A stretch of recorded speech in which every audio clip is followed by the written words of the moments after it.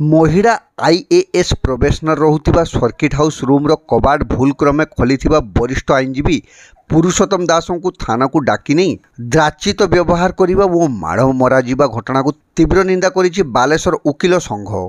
आईनजीवी को थाना रे निर्यातना देइथिबा महिला आईएएस प्रोबेशनर समेत पदस्थ पुलिस अधिकारी विरुद्ध में आईनगत कार्यानुष्ठान दाबी रे उकिल संघ आंदोलन को उल्लाइब बोली गुरुवार आयोजित एक सांबादिक सम्मेलन में कर्मकर्ता माने चेतावनी देइछंती। कचेरी हतार 2 नंबर बार रे आयोजित यह सांबादिक सम्मेलन में संघर सभापति केशव चंद्र आचार्य, संपादक संबित नंदी, पूर्वतन सभापति मनोज कुमार नायकों समेत अन्य कर्मकर्ता और बहु वरिष्ठ आईनजीवी जोगदे जिला पुलिस और प्रशासनिक अधिकारी कार्यधारा को कड़ा समालोचना करते।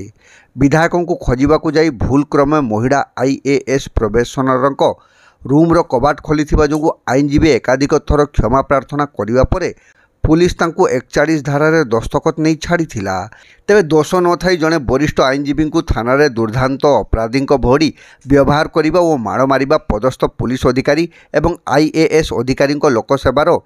निदर्शन कि बोली सेमाने प्रश्न करिसेंती। जड़े आईएएस ऑफिसर भावे लोकों सह केउं भड़ी व्यवहार करा जिबा तांकु सरकार तालीम भी देइछंती। या सत्ते निज पद को नहीं अति मात्रा अहंकारी होई जड़े वरिष्ठ नागरिकों को थाना रे माड़ मारिबा और पदस्थ पुलिस अधिकारी माने एई घटना को उपभोग केउं न्याय रे बोली सेमाने कहिसेंती। अन्य पक्षरे एतला देबार 16 घंटा पर भी मामला पंजीकरण करा न जिबा पुलिस सेवार केउं नियम रे अंतर्भुक्त बोली आईनजीवी प्रश्न करिसेंती। तुरंत अभियुक्तों विरुद्ध मामला रुजु सह न्यायिक तदंत और दृष्टांतमूलक कार्यानुष्ठान ग्रहण करा न गले बालेश्वर आईनजीवी आंदोलन को उल्लाइब बोली उकिल संघ कर्मकर्ता माने चेतावनी देइछंती। आवश्यक पड़िले सहदेवखुंटा थाना घेराव और बालेश्वर बंद भड़ी पदक्षेप नेबाकू सेमाने बाध्य हेबे बोली कहिछंती। पुरुषोत्तम दास सीनियर एडवोकेट बालेश्वर ना भितर तो छाड़ू प्रथम 6 तारीख दिन मुझे सदर एमएलए को देखा करते गली गाड़ी देखिली मो सांगे से ओरिएंटल इंश्योरेंस कंपानी से कम करे से लोकटी भी थिला आम तले देखिलु गाड़ी अच्छी आम देखिलु तले से ना तेणु मुझे एंटीसिपेट कली फास्ट टे आम जा गलु देखला गोटे घरे लाइट जलुचे कबाट खोला अच्छी मु भाविली ये दत्त बाबू अच्छा तेणु मुझे एकाडेमिकली कबाट हाथ देखी देखला जड़े महिला बस मो सरी बोली कहीकि पलि आसली मु आज्ञा 20 फुट जाइनी तौक पलि आसुली 20 फुट जाइनी मत बाहरी आसिक सी आज्ञा मत जाता गाड़ी देले हिंदी में मुझे अरे ये झीटा कौन एमती कौन मुझे ओके दैट वाज क्लारिफाई मुझे गली कागज कलम दरी करा तुम्हारा नाम क्या है कहली ना तुम्हारा एड्रेस बोलो कहली ना तुम्हारा उम्र क्या है वो देखेली बोले 70 वर्ष ना ठीक है तुमको हम कौन है चलो नीचे चलो हमको सबक आज सिखा के छोड़ेंगे। अब हम बोले चलिए हम तो कुछ किया नहीं आप ऐसे क्यों डांट रहे हैं और थोड़ा अच्छा से बिहेव किए ना नीचे आइए ऐसा बिहेव करना है नीचे करेंगे ठीक है। हमें 2 जन विचार करो हमें जानी पारूनु व्हाट इज व्हाट देखिए गले से स्टाफ मान सार्किट डाकी आने डाक समस्ते मत एक जनईदे जे ये होती प्रोफेशनल आईएएस बोले हेले मत तो जना पड़ुनी ये आईएएस भाया ये कौन एरकम व्यवहार कर कहली बेटी तुम सेवा करने के लिए आए इतना बड़ा पोस्ट है हम वेलकम करते हैं मगर थोड़ा भाषा का तरीका थोड़ा ठीक कीजिए और ऊपर वाला के लिए थोड़ा सोचिए आप किसको क्या बोल रहे हैं। पहला साला कमबख्त मेरे को तो सिखाता है हाँ तू अभी तुरंत धीरे नीचे शोर से तुरंत मेरे को सॉरी बोल तो पाखर स्टाफ चढ़ाई तो कहला खाते कही दौना कहला से ऊपर तो कहीकि आइली पुणी ये कही हो ठीक अच्छे कहली बेटी sorry I am really sorry ना ठीक है भागो साला यहाँ से देखोगे मैं क्या अफसर हूँ मेरे को पहचान हो बोला तापर मु भाविली बोले मैटर सबसाइड हो गला लो माँ 7 तारीख गला 8 तारीख गला तापर देखला को 9 तारीख दिन मु कचेरी काम सारिकी जाइकी ଗାଧେଇତେ ଯାଉଛି ମୋ ଘର ଚାରିପଟରେ ପୁଲିସ ଫଟେଇ ମତେ କହିଲେ ଆଜ୍ଞା ଆସନ୍ତୁ ଆଇସି ଡାକିଛି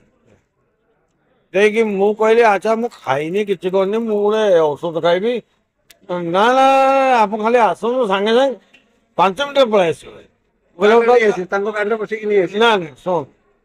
ସେଠୁ ସେ କହିଲେ ଆପଣ ଆମ ଗାଡ଼ିରେ ବସନ୍ତୁ ମୁଁ କହିଲି ନା ନା ମୋର ଗୋଟେ ସଟନ୍ ପ୍ରେଷ୍ଟିଜ୍ ଇମେଜ୍ ଅଛି ଆପଣ ତ ଯାହା କଲେଣି ମୋ ବାଇକ୍ରେ ମୁଁ ଯିବି ନା ଆପଣଙ୍କ ସାଙ୍ଗରେ ଆମ ଏସ୍କର୍ଟ ରହିବ ମୁଁ କହିଲି ହଁ ବସ ମୁଁ ଆପଣଙ୍କ ଗାଡ଼ି ଯିବି ସେଠୁ ଆସିଲି ଆସିଲା ପରେ ମତେ ଡିଟେନ୍ କରି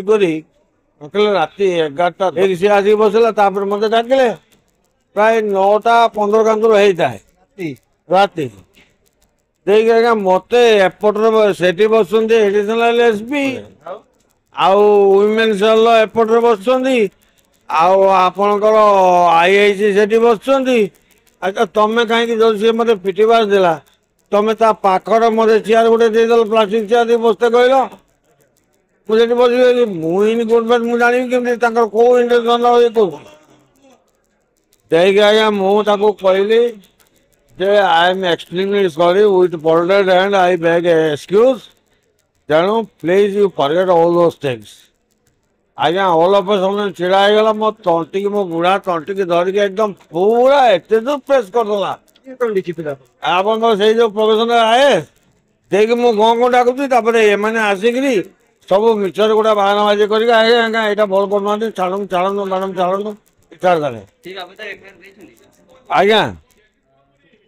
ଆପଣ ଯେତେବେଳେ ହଁ ଏଇଟା ଆପ୍ଲାଏ ଦେଖନ୍ତୁ ଏଇଟା ତ ଅତ୍ୟନ୍ତ ନିନ୍ଦନୀୟ ଘଟଣା ଯୋଉଟା ଯୋଉ ଅପରାଧ କରିଛନ୍ତି ସେଟାର କ୍ଷମା ନାହିଁ ଜଘନ୍ୟ ଅପରାଧ ତେଣୁ ଆପଣମାନେ ଜାଣିଛନ୍ତି ଯେ ଗତକାଲି ଆମେ ଯାଇଥିଲୁ ବାର୍ ଆସୋସିଏସନ ତରଫରୁ ଥାନାରେ ଇତଲା ଦେଲୁ ମାତ୍ର 24 ଘଣ୍ଟା ହେବାକୁ ଯାଉଛି ଏପର୍ଯ୍ୟନ୍ତ ସେ କେସ୍ ରେଜିଷ୍ଟ୍ରେସନ କରିନାହାନ୍ତି ତେଣୁ ଆମେ ଏ ବାବଦରେ ଆମର ଯୋଉ କମିଟି ରହିଛି ବାର୍ କାଉନସିଲରୁ ଜଣେଇଛୁ ଚିଫ୍ ମିନିଷ୍ଟର ଲ ମିନିଷ୍ଟର ହୋମ ମିନିଷ୍ଟର ସମସ୍ତଙ୍କୁ ଆମେ ଏ ବାବଦରେ ଅବଗତ କରାଇବୁ ଏବଂ ଆବଶ୍ୟକ ପଡ଼ିଲେ ଆମେ ଡିମାଣ୍ଡ କରୁଛୁ प्रथम डिमांड हूँ आम जे जो आईएएस अधिकारी जो पाई जो प्रोबेशन अच्छी योग्यता ना पाखु आईएएस पदवी को प्रत्याहार करा अविलंबे गिरफ करा जो मैंने सहयोग कर ऑफिसर माने पुलिस अधिकारी हूँ अन्य प्रशासनिक अधिकारी हूँ से तुरंत कार्य निलंबन करा नचेत बालेश्वर वकिल संघर परवर्ती कार्य बैठक बस आगामी खूब शीघ्र बस आम next course of action prepare करूँ निष्पत्ति करूँ और से अनुसार आवश्यक पड़े आंदोलन को आहरी अत्यंत भयंकर रूप नेब और बालेश्वर बंद डाकरा देवु प्रतिबाद सहित गोटे प्रतिबाद अन्य एक रूप अच्छी आम एतला देलु एतलार कपि एपर्तंत आमको दौना अर्थात एतला रेजिस्ट्रेशन करना जे आम तो आपको कहीदेलु जदि से महिला आईएएस कहते जो कथा सेक्रेटरी कहते से आईएएस योग्य नुहे एवं जो पुलिस अधिकारी दमन लीला करते आईन परिसर भीतर को अणा न थाए बालेश्वरवासी स्वार्थ पाई आम बालेश्वर बंद आम आज तो से गोटे सुधा एतला कपि दबा कथा आम बस मीटिंग करूँ निष्पत्ति करूँ आम आम स्टेट बार काउंसिल की जनइबू आमर अन्य संगठन को जो मैंने भ्रातृप्रतिमा संगठन अच्छा आम जनइबू एवं मीटिंग बसिक आम सिद्धांत करूँ बालेश्वर बंद